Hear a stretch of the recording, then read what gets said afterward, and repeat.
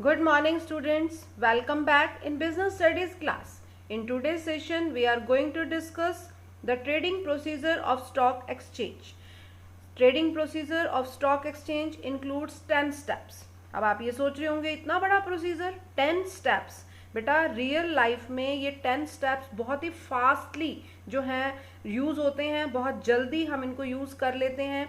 और 10 स्टेप्स दिखने में आपको ज़रूर ये डिफ़िकल्ट लग रहे होंगे, बट अगर आप इनको बहुत अच्छे से समझोगे, बहुत अच्छे से इसको अंडरस्टैंड करोगे और एक ही बार बुक से रीडिंग लोगे बेटा, तो आप इस टॉपिक को बहुत अच्छे से रेडी कर पाओगे। और सभी ने इस टॉपिक को बहुत अच्छे से रेडी करना है क्योंकि it is very very important from the examination point of view. Let's start the trading procedure of stock exchange.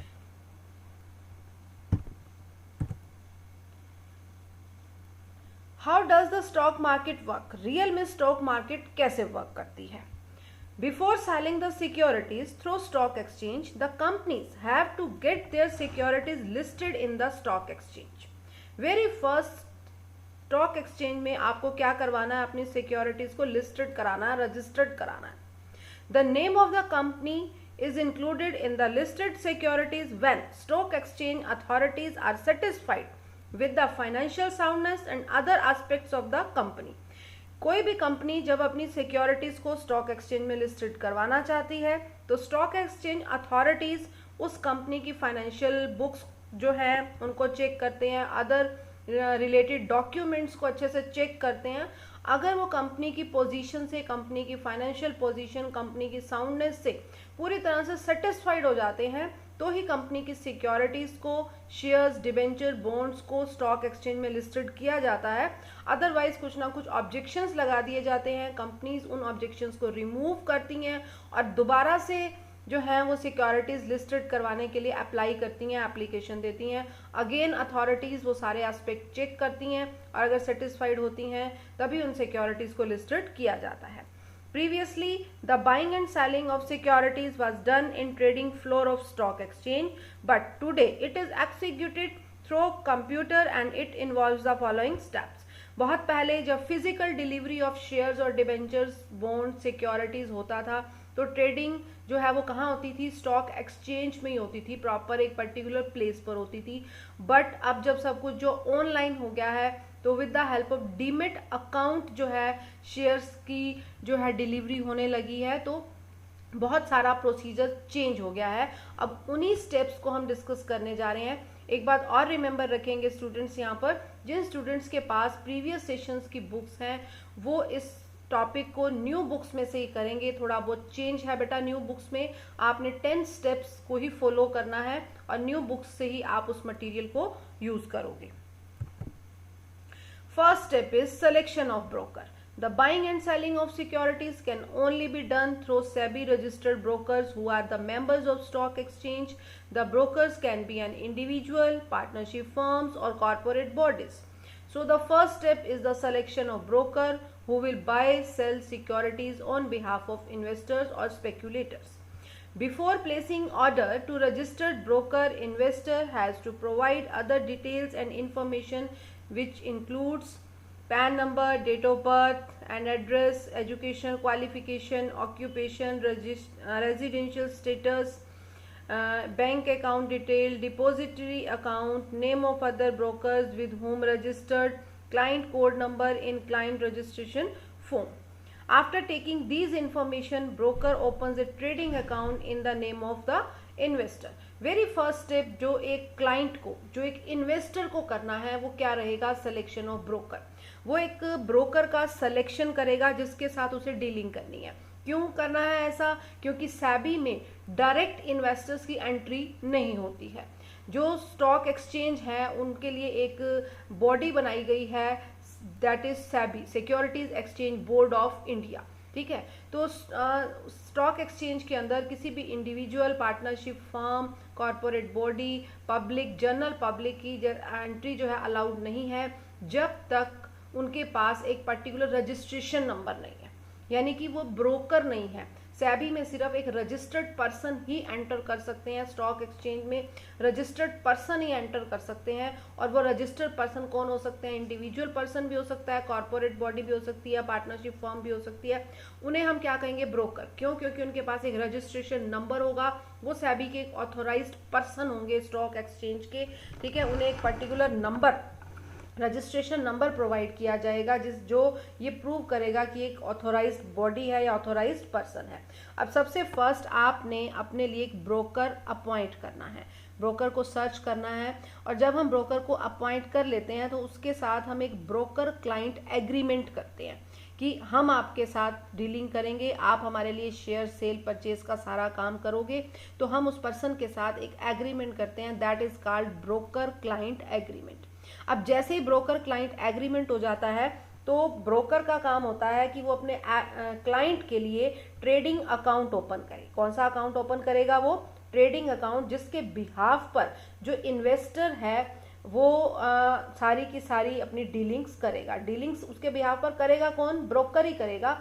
Broker अपने इन्वेस्टर के लिए ट्रेडिंग अकाउंट ओपन करेगा, जिस अकाउंट की हेल्प से वो अपने इन्वेस्टर के लिए सारी की सारी ट्रांजैक्शंस को डील करेगा। अब ट्रेडिंग अकाउंट ओपन करने के लिए ये सारी डिटेल्स हैं, ठीक है, जो वेरियस पॉइंट्स में यहाँ पर बताई गई हैं, ठीक है। इन सभी डिटेल्स को जो है ब्रोकर इन्वेस्टर से कलेक्ट करेगा कि आप एनआरआई हो या इंडियन, आपके पास सिटीजनशिप है, आपकी डेट ऑफ बर्थ क्या है, एड्रेस क्या है, पैन नंबर क्या है, आपका बैंक अकाउंट नंबर क्या है, ऑलरेडी आप किसी और ब्रोकर के साथ रजिस्टर्ड हो या नहीं हो, ठीक है, आपके पास कोई क्लाइंट कोड है या नहीं है, ठीक है। तो ये सारी बातें जो हैं एक ब्रोकर को देनी होंगी, किसे? इन्वेस्टर को देनी होंगी। तो फाइनली बच्चे आपने फर्स्ट स्टेप में ये 3 पॉइंट जरूर लिखने हैं कि फर्स्ट हमने इस ब्रोकर को सेलेक्ट करना है और उसके साथ एक क्या करना है? Agreement, that is called broker client agreement. फिर हमने उसे कुछ इन्फॉर्मेशन प्रोवाइड करनी है, ब्रोकर को कुछ इन्फॉर्मेशन क्लाइंट ने क्या करनी है? प्रोवाइड करनी है। उसी इन्फॉर्मेशन की बेस पर ब्रोकर जो है वो क्या ओपन करेगा? ट्रेडिंग अकाउंट ओपन करेगा। That's all about the first step, that is selection of broker. Come to the next step, that is opening demat account with depository. Demat account और beneficial owner account. Demat account के 2 name है, सभी ने remember रखने हैं, ये 1 mark के question में मैनी टाइम्स आ जाता है। Beneficial owner account is also used as demat account. Demat account और beneficial owner account refer to an account which an Indian citizen must open with the depository participant. अब depository participant कौन हो सकता है? depository participant brokers भी हो सकते हैं, कोई भी बैंक भी हो सकता है, ठीक है। डीमेट अकाउंट ओपन करना है उस पर्सन को जो शेयर, डिबेंचर, सिक्योरिटीज परचेज करना चाहता है, डील करना चाहता है उनके साथ, और वो उसके पास इंडियन सिटीजनशिप होनी चाहिए। और इंडियन सिटीजनशिप होने के बाद ही वो डीमेट अकाउंट ओपन कर सकता है। और डीमेट अकाउंट ओपन कौन करवाता है? डिपोजिटरी पार्टिसिपेंट्स करवाते हैं। डिपोजिटरी पार्टिसिपेंट्स मेनली कौन होते हैं? बैंक्स होते हैं या फिर ब्रोकर्स होते हैं, एजेंट्स होते हैं। To trade in listed securities in electronic form. Second step in trading procedure is to open demat account. First हमने क्या किया था? ट्रेडिंग जो करनी है हमने स्टॉक एक्सचेंज के साथ, फर्स्ट स्टेप हमने किया था सिलेक्शन ऑफ ब्रोकर। जैसे ही हम ब्रोकर का सिलेक्शन का काम कंप्लीट करते हैं तो हमें सेकंड स्टेप ओपन करना है, दैट इज डीमेट अकाउंट। अब डीमेट अकाउंट हम ओपन करने जा रहे हैं, यानी कि बेनिफिशियल ओनर अकाउंट हम ओपन करने जा रहे हैं। कौन ओपन करवाएगा? हमें डिपोजिटरी पार्टिसिपेंट ओपन करवाएंगे। डिपोजिटरी पार्टिसिपेंट कौन होते हैं? बैंक्स होते हैं या फिर एजेंट्स होते हैं या फिर ब्रोकर्स होते हैं, ठीक है। जैसे ही हमारा डिपोजिटरी पार्टिसिपेंट हमारे लिए डीमेट अकाउंट ओपन करवाता है तो हमारा प्रोसीजर स्टार्ट हो जाता है। अब देखो, जब तक शेयर्स की फिजिकल डिलीवरी होती थी तब तक डीमेट अकाउंट का कोई रोल नहीं था, लेकिन जब से शेयर्स की ऑनलाइन डिलीवरी का सिस्टम स्टार्ट हुआ तब से डीमेट अकाउंट जो है वो कंपल्सरी हो गया। अगर कोई भी इन्वेस्टर अपने सिक्योरिटीज में डील करना चाहता है, स्टॉक एक्सचेंज के साथ कोई भी डीलिंग करना चाहता है, तो उस इन्वेस्टर का डीमेट अकाउंट होना कंपलसरी है, अदरवाइज वो डीलिंग नहीं कर सकता। अब डीमेट अकाउंट ओपन होने जा रहा है किसकी हेल्प से? बैंक्स, एजेंट्स और ब्रोकर्स की हेल्प से ओपन होने जा रहा है। इस डीमेट अकाउंट के अंदर जो डिपोजिटरी पार्टिसिपेंट है उसकी मेन एक्टिविटी क्या रहती है, यानी कि आपको क्लियर हो जाएगा कि डीमेट अकाउंट होता ही क्या है रियल में। डिपॉजिटरी पार्टिसिपेंट क्या करता है, अपने इन्वेस्टर के लिए डीमेट अकाउंट ओपन करता है। उस अकाउंट में वो अपने इन्वेस्टर को ये इन्फॉर्मेशन देता है कि कितने शेयर्स आपके इस अकाउंट में पेंडिंग है, यानी कि आपका बैलेंस कितना है, कितने शेयर्स आपके पास हैं। अगर जैसे ही कोई ट्रांजैक्शन इन्वेस्टर करता है, कोई सेल करता है, कोई परचेज करता है, तो उसके डीमेट अकाउंट में से जो शेयर्स हैं वो कम हो जाते हैं या इंक्रीज हो जाते हैं। जिस तरह से बेटा आपकी पासबुक होती है, आप सेविंग अकाउंट ओपन करवाते हो बैंक में, कोई भी अकाउंट ओपन करवाते हो तो बैंक आपको एक पासबुक इशू करता है। उस पासबुक में आपके विड्रॉल और डिपॉजिट्स की एंट्रीज होती हैं। सेम इसी तरह से एक डीमेट अकाउंट ओपन किया जाता है उन इन्वेस्टर्स के लिए जो शेयर्स में डील करना चाहते हैं, सिक्योरिटीज में डील करना चाहते हैं, स्टॉक एक्सचेंज के साथ सेल परचेज की ट्रांजैक्शंस करना चाहते हैं। और इस डीमेट अकाउंट में भी उनके शेयर्स प्लस और माइनस होते रहते हैं। जैसे ही किसी इन्वेस्टर ने शेयर सेल किए तो उसके डीमेट अकाउंट में से शेयर्स माइनस हो जाएंगे, और जैसे ही कोई इन्वेस्टर शेयर्स को परचेज करेगा उसके डीमेट अकाउंट में शेयर्स प्लस हो जाएंगे। ये ऑनलाइन होता है सब कुछ। जब फिजिकल डिलीवरी होती थी शेयर्स की, यानी कि पेपर की फॉर्म में shares by post bye courier services investors के पास हैंड ओवर किए जाते थे, तब डीमेट अकाउंट ओपन करवाने की कोई रिक्वायरमेंट नहीं थी, but it is now compulsory. The securities are held in the electronic form by the depository. Depository is an institution or an organization which holds securities, for example, share, debenture, mutual funds, etc. At present in India, there are two depositories, NSDL यानी कि National Securities Depository Limited and Central Depository Services Limited. There is no contact between depository and investor. Depository interacts with investors through depository participants only.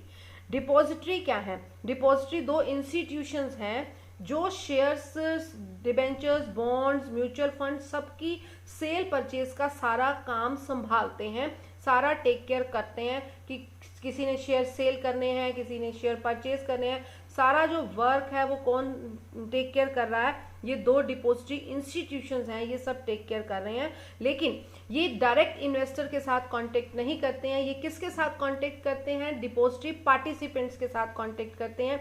अभी ऊपर बेटा मैंने आपको discuss भी किया कि डिपोजिटरी पार्टिसिपेंट्स क्या होते हैं, उनका क्या रोल होता है, वो क्या काम करते हैं। ठीक है, तो शेयर्स और debentures, securities, mutual funds, bonds की सेल परचेज से रिलेटेड हम क्या ओपन करते हैं? Demat account. वो डीमेट अकाउंट कौन ओपन करता है? डिपोजिटरी पार्टिसिपेंट ओपन करता है। और जो डिपोजिटरी इंस्टीट्यूशंस होते हैं वो डिपोजिटरी पार्टिसिपेंट को सारी इंफॉर्मेशन देते हैं कि हमने इस पर्सन के अकाउंट में इतने शेयर्स प्लस कर दिए हैं और इतने माइनस कर दिए हैं। Depository participant will maintain securities amount balances of investors and intimate investor among the status of their holdings from time to time. जैसे ही डिपोजिटरी जो है, डिपोजिटरी पार्टिसिपेंट को कोई इन्फॉर्मेशन देता है कि एक पर्टिकुलर इन्वेस्टर के अकाउंट में आज इतना बैलेंस है, उसकी इतनी सिक्योरिटीज आज उसके पास हैं, ठीक है, उसकी इतनी सिक्योरिटीज आज प्लस कर दी गई हैं, इतनी माइनस कर दी गई हैं, इतनी सेल हो गई हैं, इतनी बॉट हो गई हैं, सारी की सारी इंफॉर्मेशन कौन देता है इन्वेस्टर को? Depository participant. यानी कि डिपोजिटरी पार्टिसिपेंट जो है एक मिडल मैन है, किन पार्टीज के बीच में? इन्वेस्टर और डिपोजिटरी के बीच में वो मिडल मैन का काम करता है। इन्वेस्टर को कोई इन्फॉर्मेशन चाहिए, वो किससे बात करेगा? डिपोजिटरी पार्टिसिपेंट से। और डिपोजिटरी पार्टिसिपेंट उसे वो इन्फॉर्मेशन लेकर डिपोजिटरी से देगा, क्योंकि शेयर से रिलेटेड, इन्वेस्टमेंट से रिलेटेड, सिक्योरिटी से रिलेटेड सारी की सारी इंफॉर्मेशन किसके पास है? डिपोजिटरी के पास है। That's all about the second step, that is opening demat account with depository. Come to the third one, that is placing the order. अब ब्रोकर अपॉइंट हो गया, डीमेट अकाउंट ओपन हो गया, डिपोजिटरी जो है अपनी सर्विसेज दे रहा है, डिपोजिटरी पार्टिसिपेंट जो है मिडल मैन का काम कर रहा है। अब जो ब्रोकर्स हैं उनको एक इन्वेस्टर ऑर्डर प्लेस करेगा। After opening the demat account the investor can place the order. The order can be placed to the broker either personally or through phone or email etcetera. Investor must place the order very clearly specifying the range of price at which securities can be bought or sold. For example, buy 100 equity shares of Reliance for not more than 500 per share. जब एक investor अपना order place करता है किसे, अपने broker को, वो personally भी हो सकता है, टेलीफोनिकली भी हो सकता है, बाय मेल भी हो सकता है, किसी भी मोड को आप यूज कर सकते हो, लेकिन उसमें क्लैरिटी होना बहुत जरूरी है। जैसे ही कोई इन्वेस्टर अपना ऑर्डर प्लेस करता है कि मुझे ये सिक्योरिटी सेल करनी है या मुझे ये सिक्योरिटीज परचेज करनी है, तो एक ऑर्डर कंफर्मेशन स्लिप रेडी हो जाती है। कौन रेडी करता है, ब्रोकर, ठीक है, जिसपे जो इन्वेस्टर है अपने साइंस पुट करता है, अपना एग्रीमेंट देता है कि ठीक है कि मैंने जो आपको ये ऑर्डर दिया है आपने बिल्कुल ठीक तरीके से उसे नोट डाउन कर लिया है, अब इसी ऑर्डर के अकॉर्डिंग आप मेरे लिए जो है वो डीलिंग करोगे। एग्जाम्पल से क्लियर करते हैं कि मान लीजिए कि मैंने 100 शेयर्स रिलायंस लिमिटेड के परचेज करना चाहती हूँ मैं, और मैंने अपने ब्रोकर को ये इंस्ट्रक्शंस दी हैं कि मैंने जो शेयर्स परचेज करने हैं उनका पर शेयर जो प्राइस है वो 500 रुपीज़ से अबव नहीं होना चाहिए। मैक्सिमम जो है वो मैं इन्वेस्ट करूंगी 500 पर शेयर में, ठीक है, और मुझे कितने शेयर्स परचेज करने हैं, 100 शेयर्स परचेज करने हैं, ठीक है। जैसे ही मैंने अपने ब्रोकर को ये ऑर्डर दिया, ब्रोकर ने ये ऑर्डर जो है एक स्लिप के ऊपर नोट किया, जिस स्लिप को क्या कहेंगे हम, ऑर्डर कंफर्मेशन स्लिप, और वो जो ब्रोकर है उस स्लिप को जो है मेरे से जो है अप्रूव करवा लेगा कि अपने इन्वेस्टर से उसने अप्रूवल ले ली है कि उसका ऑर्डर बिल्कुल सही तरीके से नोट डाउन हो गया है। Next is match the share and best price. The broker will then go online and contact to the main stock exchange and match the share and the best price available. अब मेरा जो broker है, मुझे 100 shares चाहिए, कौन सी company के, रिलायंस के, price भी मैंने अपने ब्रोकर को सेट कर दिया है, तो ब्रोकर जो है वो ऑनलाइन जाएगा, यानी कि स्टॉक एक्सचेंज की साइट ओपन करेगा, वहाँ वो मेरे इक्विटी शेयर्स रिलायंस लिमिटेड के जो मैं परचेज करना चाहती हूँ सर्च करेगा कि कोई सेल करना चाहता है या नहीं चाहता, ठीक है। जैसे ही मैच होता है तो वो प्राइस मैच करेगा कि सामने वाला जो सेलर है वो बिलो 500 प्राइस में मेरे को शेयर्स बेचने के लिए रेडी है या नहीं है। जैसे ही प्राइस और जो शेयर्स हैं वो मैच करते हैं तो इन्फॉर्मेशन किसकी स्क्रीन पर डिस्प्ले होने लगती है, ब्रोकर की स्क्रीन पर डिस्प्ले ऑटोमेटिक होने लगती है। Next step is executing order. जैसे ही इन्फॉर्मेशन मैच कर जाती है, बायर और सेलर के प्राइस जो हैं, उनकी सिक्योरिटीज की डिमांड और सप्लाई मैच करती है, तो ऑर्डर क्या हो जाता है, एग्जीक्यूट हो जाता है। When the shares can be bought or sold at the price mentioned, it will be communicated to the broker terminal. Terminal means broker की जो screen है, and the order will be executed electronically. The broker will issue a trade confirmation slip to the investor. जैसे ही order execute होता है, यानी कि जो confirmation slip पे ऑर्डर राइट किया गया था, फिर वो मैच हुआ स्टॉक एक्सचेंज की स्क्रीन पर, ठीक है। जैसे ही ऑर्डर मैच हो जाता है, ब्रोकर के पास उसके टर्मिनल पर उसकी स्क्रीन पर एक इंफॉर्मेशन आ जाती है कि आपका ऑर्डर मैच हो गया है, ठीक है। तो और अब वो ब्रोकर क्या करता है, एक ट्रेड कंफर्मेशन स्लिप, पहले उसने कौन सी स्लिप बनाई थी बेटा, ऑर्डर कंफर्मेशन स्लिप, अब वो कौन सी स्लिप बना रहा है, ट्रेड कंफर्मेशन स्लिप बना रहा है। अब वो वैसे ही ट्रेड कंफर्मेशन स्लिप बनाता है और वो किसे हैंड ओवर करता है, अपने इन्वेस्टर को हैंड ओवर करता है कि आप जिन सिक्योरिटीज को परचेज करना चाहते थे उन सिक्योरिटीज का ऑर्डर जो है वो हमारा मैच प्राइस हो गया है और हमारा ऑर्डर भी एग्जीक्यूट हो गया है। अब जो हम स्टेप करने जा रहे हैं, that is 6th one, it is very very important, that is issue of contract note. After the trade has been executed within 24 hours, the broker issue a contract note.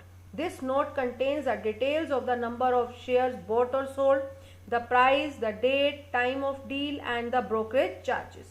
This is important legal document and it helps to settle disputes, claims between investors and the brokers. A unique order code number is assigned to each transaction by the stock exchange and is printed on the contract note. जैसे ही order execute होता है तो stock exchange authorities एक code number जो है उस transaction को जो है इशू कर देते हैं और वो कोड नंबर प्रिंट कर दिया जाता है किसके ऊपर, कॉन्ट्रैक्ट नोट के ऊपर। कौन प्रिंट कर रहा है, ब्रोकर प्रिंट कर रहा है। कॉन्ट्रैक्ट नोट एक वेरी वेरी इंपॉर्टेंट डॉक्यूमेंट होता है। जैसे ही ऑर्डर एग्जीक्यूट होता है उसके विद इन 24 आवर्स एक कॉन्ट्रैक्ट नोट जो है प्रिपेयर किया जाता है। वो कॉन्ट्रैक्ट नोट किन दोनों लोगों के बीच में है, इन्वेस्टर और ब्रोकर के बीच में है कि आपने मुझे इतनी सिक्योरिटीज सेल परचेज करने के लिए कहा था और मैंने इतनी सिक्योरिटीज इस प्राइस पर सेल परचेज कर दी हैं आपकी। ये कॉन्ट्रैक्ट नोट इसीलिए इंपॉर्टेंट होता है ताकि फ्यूचर में ब्रोकर और इन्वेस्टर के बीच में कोई भी डिस्प्यूट ना हो, फाइनेंशियल डिस्प्यूट ना हो, ब्रोकर को अपनी कमीशन जो है वो बिल्कुल सही टाइम पर सही अमाउंट में मिल जाए। ठीक है, तो कॉन्ट्रैक्ट नोट इसलिए रेडी कर लिया जाता है किन दो लोगों के बीच में, ब्रोकर और इन्वेस्टर के बीच में। ब्रोकर और इन्वेस्टर जो है कॉन्ट्रैक्ट नोट बनाते हैं और उसके ऊपर जो है वो सिग्नेचर हो जाते हैं और वो किस बात का प्रूफ है कि जितनी सिक्योरिटीज इन्वेस्टर परचेज करना चाहता था उसके बिहाफ पर ब्रोकर ने वो काम कर दिया है। Next is delivery of shares and making payment. Now the investor has to deliver the shares sold or pay cash for the shares bought. This should be done immediately after receiving the contract note or before the day when the broker shall make payment or delivery of shares to the exchange. This is called pay in day. जैसे ही contract note sign हो जाता है उसके फौरन बाद, ठीक है, जो पर्सन शेयर्स को सेल करना चाहता है वो अपने ब्रोकर को शेयर्स की डिलीवरी करता है और जो पर्सन शेयर्स को परचेज करना चाहता है वो अपने ब्रोकर को पेमेंट देता है। ठीक है, तो उस पर्टिकुलर डे को जो हम कहेंगे वो डे कौन सा होगा, पे इन डे होगा। उस डेट पर एक पर्सन डिलीवरी देगा और दूसरा पर्सन पेमेंट देगा। ठीक है, दोनों ही काम किसकी हेल्प से हो रहे हैं, with the help of brokers जो हैं, दोनों के ब्रोकर हैं, सेलर का भी ब्रोकर और बायर का भी ब्रोकर है। ब्रोकर जो है एक पर्सन से शेयर्स भी लेंगे, दूसरा ब्रोकर अपने पर्सन से क्या लेगा, जो है मनी लेगा जिनके बिहाफ पर ट्रांजैक्शन होनी है। Come to the next, that is settlement cycle. Cash is paid और securities are delivered on pay in day. अपने अपने ब्रोकर्स को दोनों ने जो है वो पेमेंट्स कर दी हैं, सिक्योरिटीज हैंड ओवर कर दी हैं, which is before T+2 day as the settlement cycle is T+2 day on with respect from April 2003 rolling settlement basis. For example, if transaction has taken place on Monday, then payment must be given before Wednesday, that is T+2 transaction day plus 2 more days. T+2 का क्या meaning है बेटा, T means transaction, transaction plus 2 days, यानी कि जो भी transaction पे in day पर हुई है उसके विद इन 2 डेज जो है वो ट्रांजैक्शन फाइनल हो जानी चाहिए, बिल्कुल उसका फाइनल सेटलमेंट हो जाना चाहिए, यानी कि बायर के अकाउंट में शेयर ट्रांसफर हो जाने चाहिए और जो सेलर है उसको मनी हैंड ओवर हो जानी चाहिए। ठीक है, इसका ये मीनिंग है कि T+2 डे का टाइम, 2 डेज का टाइम स्टॉक एक्सचेंज अथॉरिटीज ने डिसाइड किया है। ठीक है, पहले ये ट्रांजैक्शन T+5 T+7 डेज में भी होती थी, बट 2003 से ये सिस्टम चेंज कर दिया गया कि अब ये transactions only and only T+2 में ही होंगी, कि विद इन 2 डेज जैसे ही पे इन डे हुआ, पे इन डे के ओवर होने के बाद विद इन 2 डेज जो है वो ट्रांजैक्शन की सेटलमेंट हो जानी चाहिए, यानी कि रियल पार्टी के पास उससे रिलेटेड सब टर्म्स एंड कंडीशन सेटिस्फाइड होनी चाहिए। On the T+2 day the stock exchange will deliver the share or make payment to the other broker. This is called pay out day. अब जो first broker था जिसके पास payment थी वो किसको देनी है, उसने पेमेंट सेलर को देनी है। वो सेलर को डायरेक्ट नहीं देगा, वो किसको हैंड ओवर करेगा, सेलर के ब्रोकर को हैंड ओवर करेगा। ठीक है, और फाइनली पेमेंट किसके पास पहुंच जाएगी, सेलर के पास पहुंच जाएगी। दिस इज कॉल्ड पे out day. The broker then has to make payment to investor within 24 hours of the day पे आउट डे। जैसे ही पे आउट डे पर ब्रोकर को पेमेंट रिसीव होती है सेलर के ब्रोकर को, और वो ब्रोकर जो है वो क्या करता है, विद इन 24 आवर्स पेमेंट किसको ट्रांसफर कर देता है, रियल इन्वेस्टर को, यानी कि जो सेलर है उसे जो है वो पेमेंट भेज देता है। Since he has already received payment from the exchange, क्योंकि उसने पहले से ही स्टॉक एक्सचेंज से पेमेंट रिसीव कर ली होती है। The broker can make delivery of shares in demat account from directly to the investors demat account. अब जो सेलर था, सेलर के डीमेट अकाउंट से शेयर्स को माइनस कर दिया जाएगा और कहाँ प्लस कर दिया जाएगा, जो बायर है। ठीक है, दोनों ही पार्टीज को इन्वेस्टर के नाम से डिनोट किया जाता है, चाहे वो सेलर है चाहे वो बायर है। ठीक है, मैंने आपको समझाने के लिए यहाँ पर बायर और सेलर टर्म्स यूज की हैं। तो जो सेलर है, सेलर के डीमेट अकाउंट से जो शेयर्स हैं उन्हें माइनस किया जाएगा और प्लस कहाँ किया जाएगा, जो बायर है उसके डीमेट अकाउंट में प्लस कर दिया जाएगा। The investor has to give detail of the demat account and instruct his depository participant to take delivery of securities directly to his beneficial owner account. अब ये सारा काम कौन कर रहा है, डिपॉजिटरी पार्टिसिपेंट कर रहा है। वो कौन है, वो बैंक है, वो ब्रोकर्स हैं, वो एजेंट्स हैं, ठीक है। डिपॉजिटरी पार्टिसिपेंट्स जो हैं वो अपने इन्वेस्टर्स के लिए डीमेट अकाउंट को क्या कर रहे हैं, यहाँ पर मेंटेन कर रहे हैं। दोनों ही पार्टीज अपना डीमेट अकाउंट चेक करेंगी कि मेरे डीमेट अकाउंट में से जो सेलर है वो कहेगा शेयर्स माइनस हो गए हैं और जो बायर है वो क्या कहेगा कि मेरे डीमेट अकाउंट में शेयर्स क्या हो गए हैं, प्लस हो गए हैं। That's all about the procedure of trading in stock exchange. Thank you so much for watching this video.